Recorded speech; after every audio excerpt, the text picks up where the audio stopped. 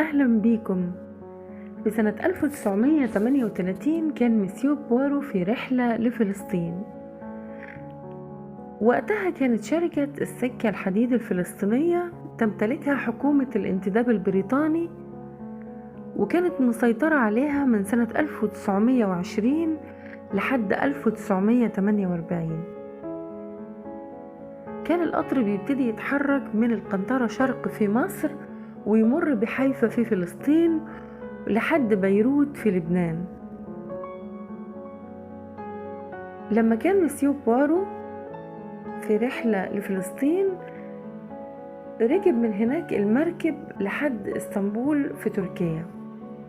في أحد الشوارع في تركيا شاف راجل وست واقفين مع بعض، ومن مظهرهم ولغتهم عرف إنهم إنجليز. كان الراجل بيحاول إن هو يتقرب للست ويلمس خصلة من شعرها، فقالت له لا، مش في الوقت ده، لكن لما ينتهي كل شيء. كان مسيو بوارو قريب منهم وسمعهم كويس، وفجأة سمعوا الراجل والست ومسيو بوارو دوشة، وست بتستغيث وراجل بيجري وراها، وكل الناس اتجمعوا، وبدأ الراجل اللي بيجري وراها يرميها بحجارة أو يضربها بالحجارة. وفهموا من واحد من الناس اللي في الشارع إن الست دي على علاقة غير شرعية براجل غير جوزها، واللي بيرميها بالحجارة ده هو جوزها، وإن ده عقابها. لما كان مسيو بوارو نزل في الفندق في اسطنبول قابل راجل، فالراجل ده ابتسم وقال له انت هركيول بوارو، انا عارفك كويس، انت ليه هنا في اسطنبول؟ فرد بوارو قال له انا كنت في فلسطين وكنت هرجع لندن في القطر اللي هيتحرك من تركيا لأوروبا، لكن مضطر ان انا استنى لبكرة لان مفيش حجز على القطر. فقال له الراجل انا مدير خط السكة الحديد واسمي بوك، وانت هتسافر النهاردة. قال له مسيو بوارو بس مفيش اماكن فاضية. قال له لا، انت هتسافر النهاردة لان في كابينة بنخلي فيها سرير فاضي احتياطي. وبالفعل ركب مسيو بوارو القطر مع مستر بوك. بعد ما استقروا الركاب كل واحد في الكابينة الخاصة بيه، خرج مسيو بوارو من الكابينة علشان يطلب شاي. في نفس الوقت خرجت ماري، وأثناء مرورها في القطر قابلت واحد حاول يتعرف عليها بطريقة ضايقتها، فمشيت وسابته من غير ما ترد عليه أصلا. لما قابلت مسيو بوارو قال لها أنا شفتك النهاردة في اسطنبول. قالت له أنا فعلا أنا فاكراك، بس أنا متضايقة جدا من اللي حصل للست في اسطنبول. إزاي يرموها بالحجارة بالشكل ده؟ هي ما ارتكبتش جريمة قتل. فقال لها مسيو بوارو زي ما في إنجلترا مشنقة، كل دولة عندها طريقة عقاب وعندها قواعد، اللي يخالف القواعد يتعرض للعقاب، وكل دولة حسب ثقافتها. والست دي كانت عارفة القواعد في بلدها وكان لازم تحترمها. في النهاية ابتسمت وقالت له أنا اسمي ماري. قال لها وأنا هركيول بوارو. بعد التعارف ده دخل مسيو بوارو للمطعم أو الكافيه اللي في القطر وطلب شاي. الراجل اللي كان بيضايق ماري كان اسمه ريتشارد. دخل الكافيه وقف قدام مسيو بوارو وقال له أنا سمعت إن أنت محقق خاص وعايزك تحميني، وحط رزمة من الفلوس قدام بوارو على الترابيزة.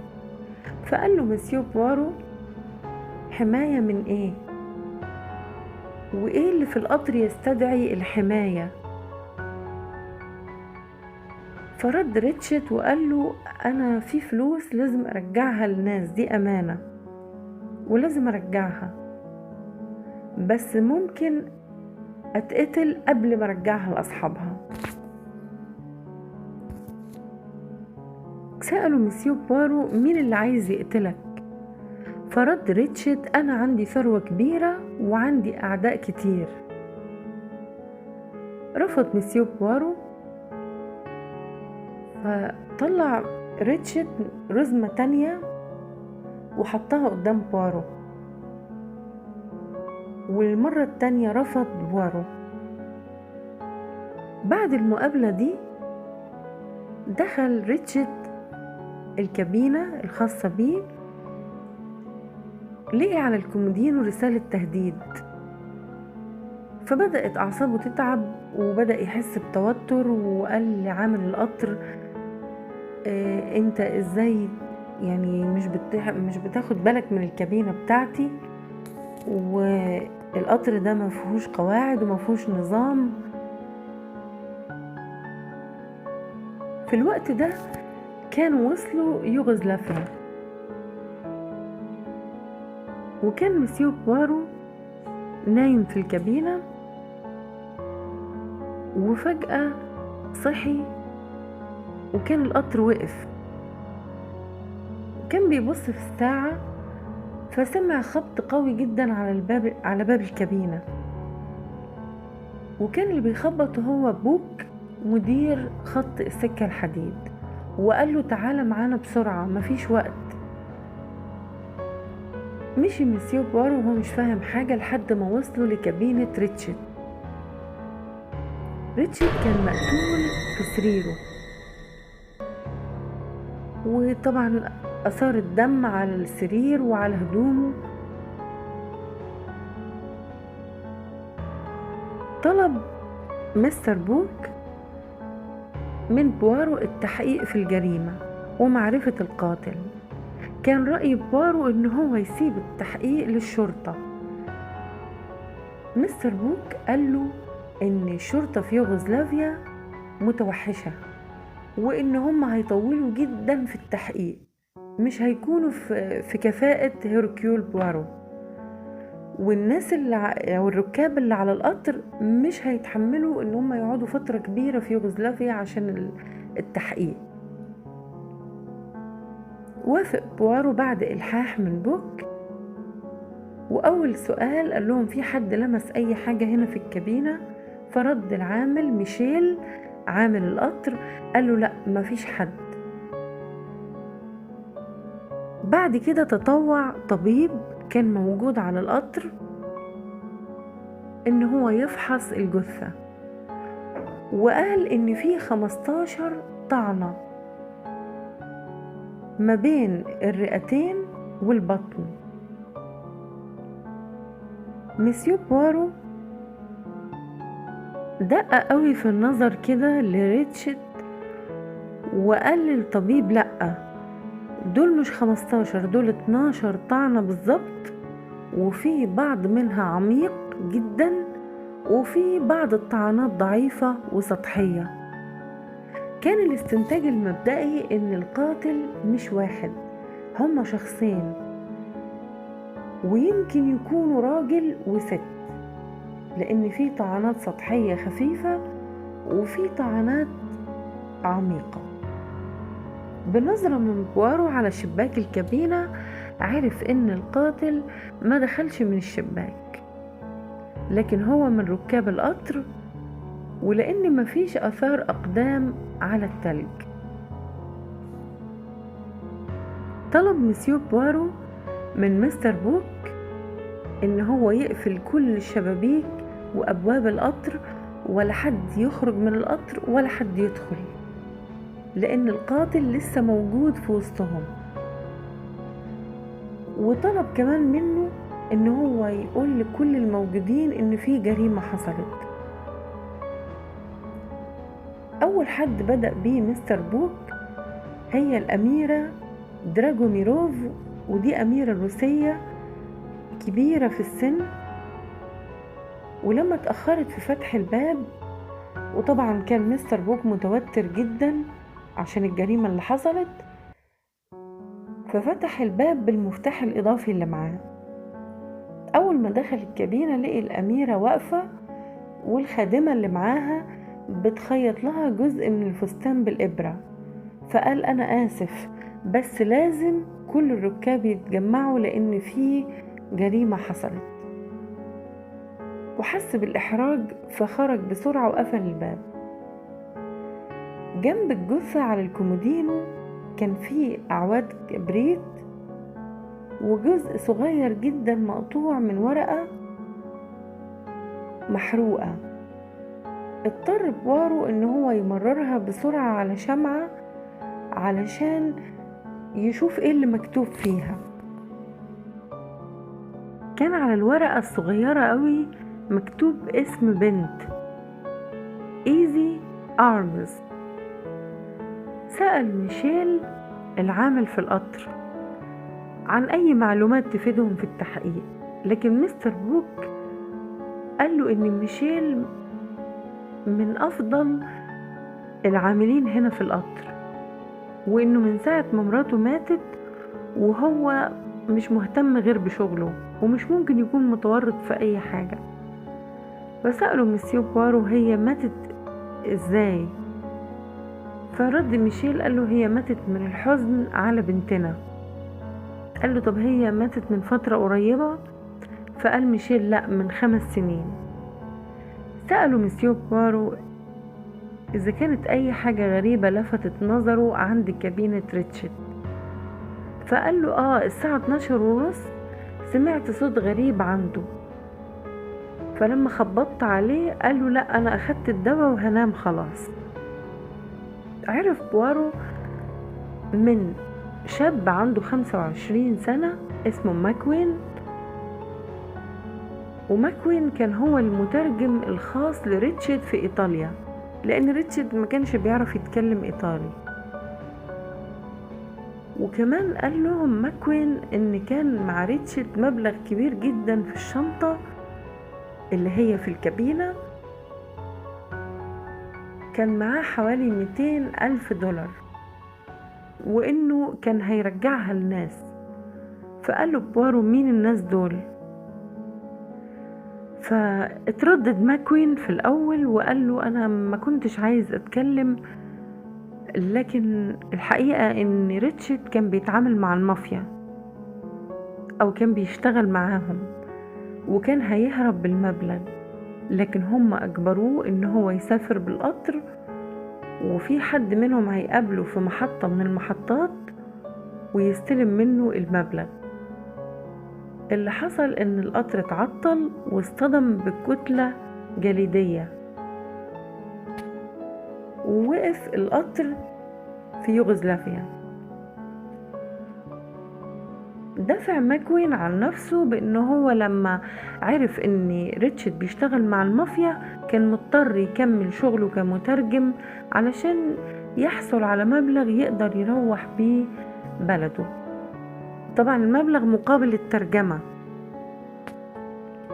أول ما سمع بوارو من ماكوين وكلامه عن 200,000 دولار والمافيا، ربط بين كلام ماكوين وحادث مشهور جدا حصل من 5 سنين عن خطف طفلة من قدام بيتها، ولما حاول حد ينقذها المجرم قتله. قال لهم بوارو الطفلة دي كان اسمها ديزي أرمسترونج، وده معنى الورقة الصغيرة المحروقة اللي لقيوها، هي مش ايزي ارمز، هي ديزي أرمسترونج. طبعا في حروف كانت ضايعة لأن الورقة كانت أغلبها محروق. وقت ما خطفها طلب فدية ودفعوا أهلها الفدية، لكن بالرغم من إن هم دفعوا المبلغ قتلها بكل وحشية، ماتت وحيدة ومرعوبة. وبعد يومين من مقتل دايزي ولدت مامتها طفل تاني، لكن الطفل مات بعد ولادته بساعتين. وبعدين ماتت الأم. بعد كده الأب كولونيل أرمسترونج ما قدرش يتحمل صدمة فقد كل أسرته فمات. قتل ريتشارد 4 أشخاص أبرياء.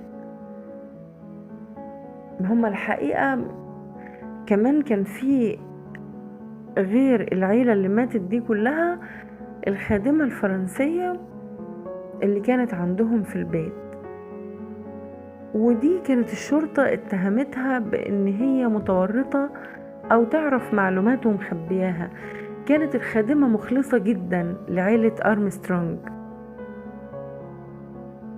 ومن كتر ما هي حست بالظلم انتحرت. قال لهم مسيو بوارو ان الراجل ده مش اسمه ريتشارد، اسمه لافرانكو كاسيتي، وان كاسيتي بعلاقاته مع المافيا قدر ان هو يهرب من الشرطة. بعد الحصول على المعلومات من ماكوين لقى بوارو زرار في الكابينة اللي كان نايم فيها كاسيتي، زي الزراير اللي بتبقى في بدل عمال القطر، واخدها كدليل او يعني ممكن ان هي تكون توصلهم للقاتل. كانت ميري وأولسون في كابينة واحدة. أولسون كانت في أمريكا، ولما سألها بوارو انت إنجليزية، ايه سبب وجودك في أمريكا؟ فقالت له ان انا كنت بجمع تبرعات للأطفال المحتاجين.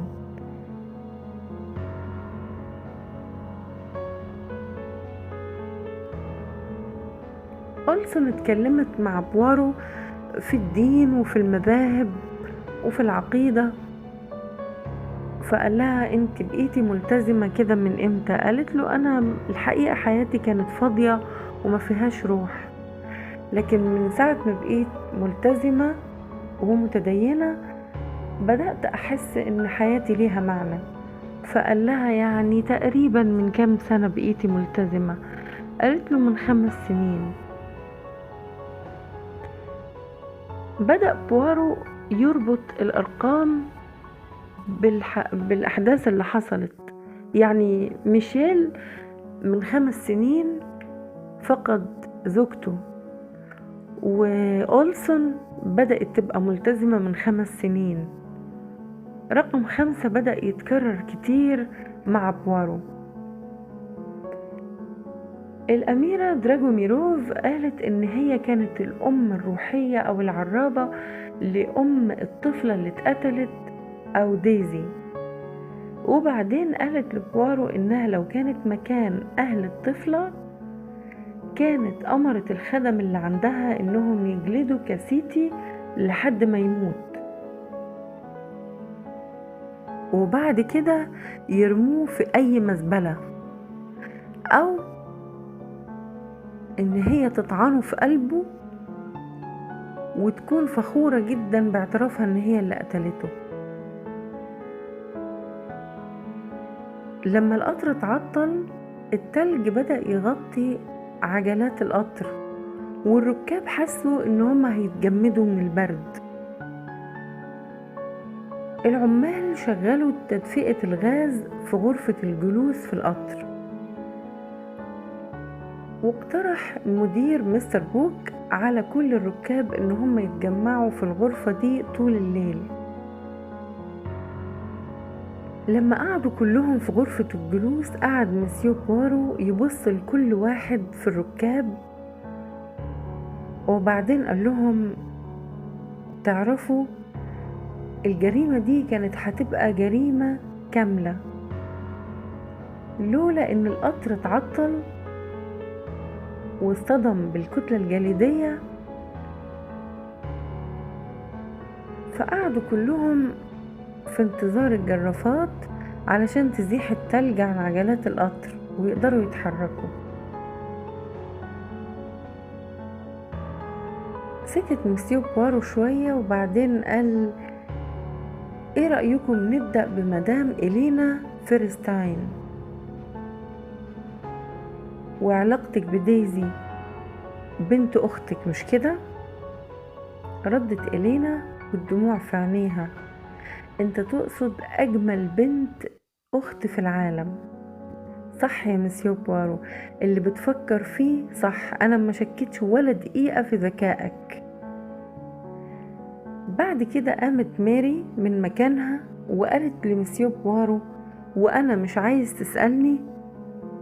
فقال لها مسيو بوارو أكيد كنت هسألك عن علاقتك بكولونيل أربثنوت، ولما شفتكم في اسطنبول مع بعض كنت بتقولي له لا مش في الوقت ده لما ينتهي كل شيء، كنت تقصدي ايه بينتهي كل شيء؟ وبعدين ركبتوا القطر وعملتوا نفسكم ان انتوا ما تعرفوش بعض. ماري كانت بتتكلم بتحفظ ومش عايزة يعني توضح اي حاجة، كأنها بتحمي حد او مخبية سر علشان حد موجود على القطر. فقالت انا مش عايزة اتكلم، انا حرة. فرد عليها مسيو بوارو لما يوصل البوليس اليوغوسلافي مش هتكوني حرة وهتتكلمي. فجأة وقف الكولونيل أربثنوت وقال له لو هتتكلم مع حد اتكلم معايا أنا، مالكش دعوة بيها هي. فقال له الكولونيل أنا بمشي في إجراءات الطلاق من مراتي، ولما قابلت ماري في العراق وحبيتها. فقال له مسيو بوارو طيب وايه المشكلة ان انتوا تعلنوا ليه هنا على القطر عاملين نفسكم ما تعرفوش بعض؟ فقال له لان احنا لو اعلنا عن حبنا او ان احنا هنتجوز حسب القانون الانجليزي من حق مراتي انها ترفع دعوى قضائية ضدي وتاخد نص ثروتي. فلما قالت ماري جملة لما ينتهي كل شيء كانت تقصد الطلاق مش جريمة قتل. وعلى فكرة يا مسيو بوارو، كولونيل أرمسترونج والد الطفلة اللي اتقتلت هو من أقرب صديق ليا. بعد كده كان دور ميشيل العامل في القطر، فقال له ميشيل توقعاتك صحيحة، مراتي ماتت من 5 سنين وهي كانت الخادمة الفرنسية اللي بتشتغل في بيت كولونيل أرمسترونج، ولما اتقتلت ديزي اتهموها وكانت بريئة فانتحرت. بص كده مسيو بوارو لسنيور فوسكاريلي وقال له وانت يا سنيور؟ قال له ان انا خطيبتي اتقتلت بسبب كاسيتي او يعني القتيل اللي على القطر،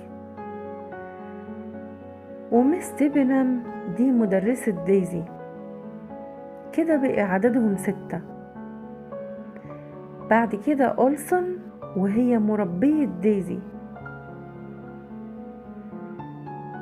ورقم 8 مستر ماسترمان أو تيدي ماسترمان، وهو كان الحارس لكولونيل أرمسترونج طول فترة الحرب، وبعد ما انتهت الحرب بقي كبير الخدم في بيته.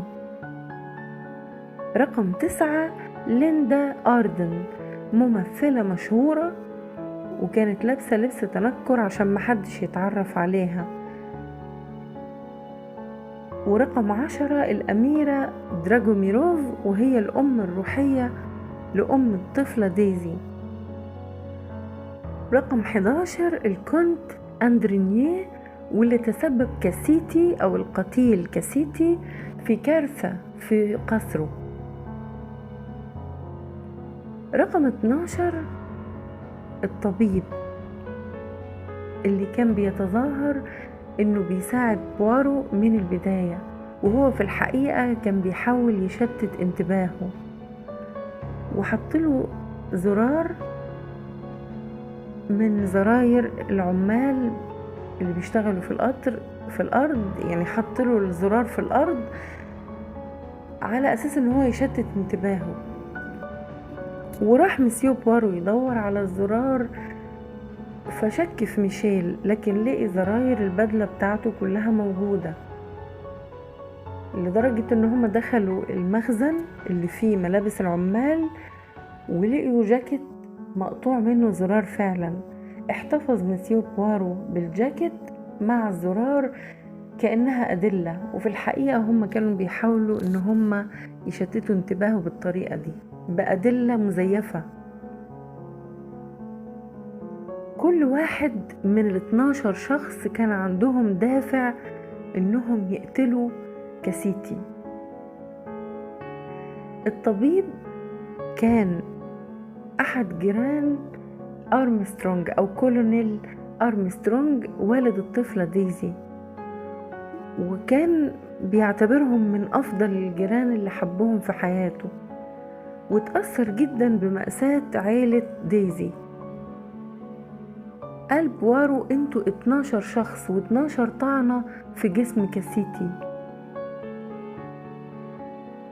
الأميرة دراجوميروف أخيرا اتكلمت بعد صمت طويل وقالت احنا مدينين لمسز ديبنام بالفضل، لأن هي اللي جمعتنا كلنا وعرفتنا على بعض علشان ننتقم من المجرم كاسيتي.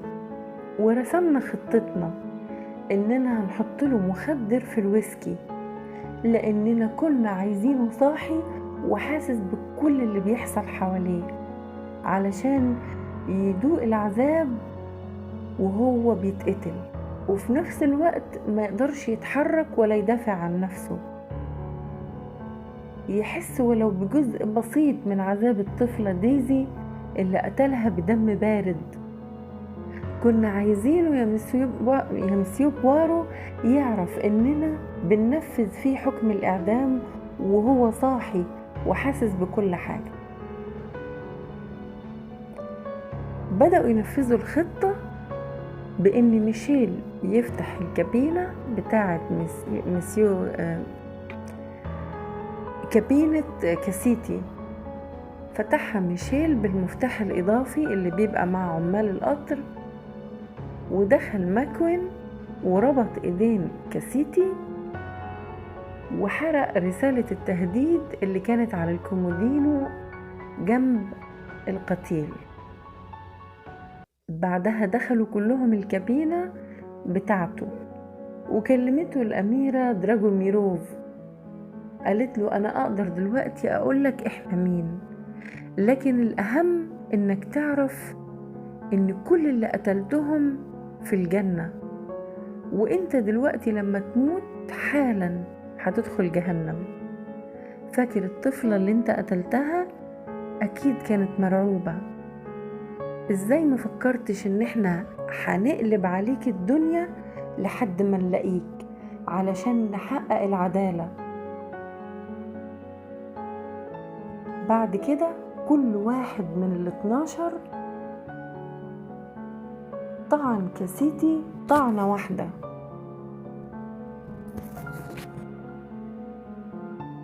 وده بيفسر لنا ان الطعنات في جسمه كانت متنوعة، منها السطحية ومنها العميقة، لانه 12 كانوا ستات ورجالة استخدموا السكاكين الحادة في طعن كاسيتي.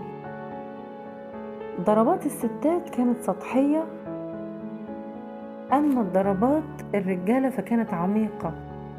وفي النهاية قال كولونيل أربثنوت إحنا 12 هيئة المحلفين اللي نفذنا العدالة والقصاص لما عجز القانون عن تنفيذهم. صرخ مسيو بوارو في وشهم وقال لو كل واحد نفذ العدالة بنفسه هنبقى عايشين حياة همجية سفاحين، كل واحد بينفذ حكم الإعدام على مزاجه. لازم القانون يكون له اليد العليا في المجتمع. طلبت منه دراجوميروف ان هو يسلمها هي للشرطة، وقالت له انا ست كبيرة وخلاص، يعني انا يعني مش محتاجة اي حاجة من الدنيا، سيب الباقيين يوصلوا لبلادهم وانسى القضية.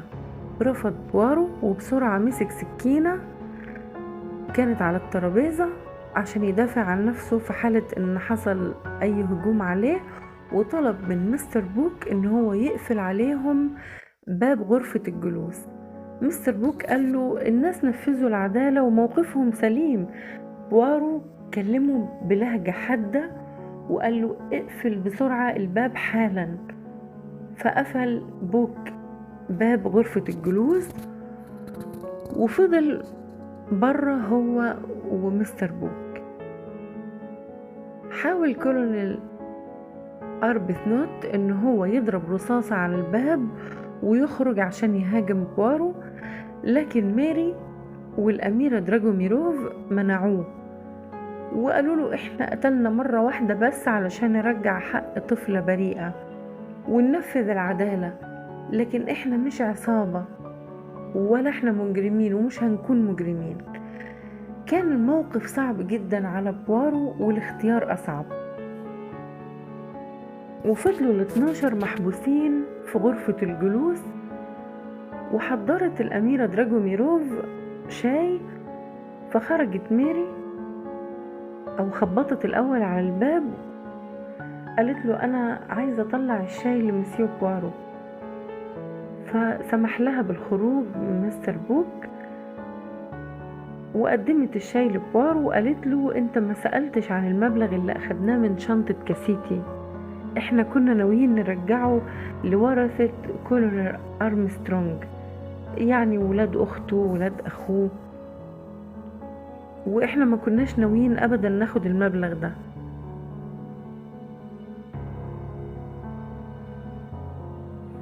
بعد كده بوارو قال لها أنا عارف وعارف المبلغ فين، لأن أنا شايف إن وزن الأميرة دراجوميروف بيزيد كل يوم، وده لأنهم كانوا مخبيين المبلغ في فستان الأميرة.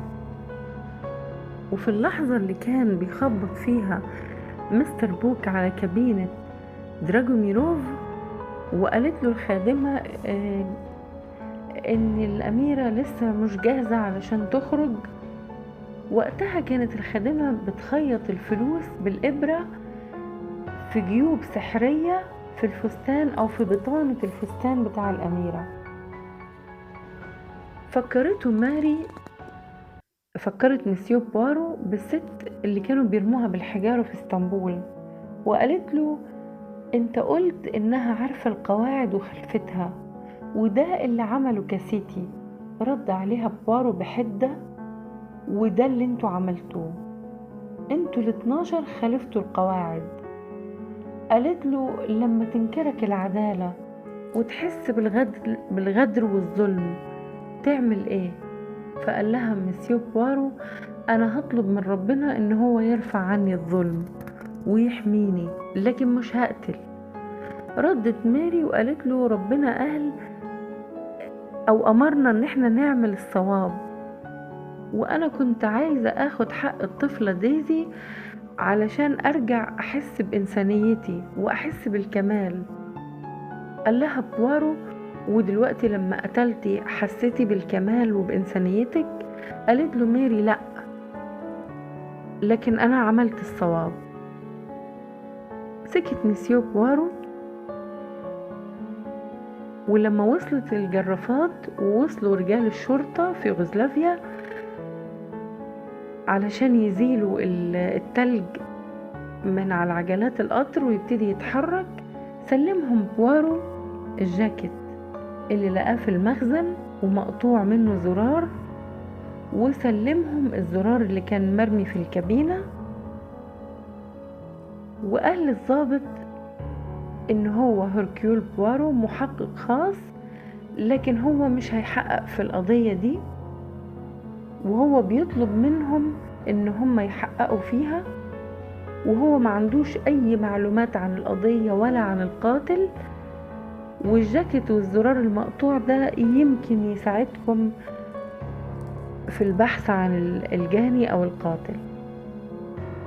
كانوا ماري وال11 شريك من أصدقائها نزلوا من القطر وواقفين وسط التلج مترقبين حكم بوارو، وفي النهاية مرضيش يقول بوارو عن المعلومات اللي عرفها، ولا رضي انه هو يعني يقول ان هم اللي قتلوا، وساب الشرطة تحقق في القضية بدون تدخل منه.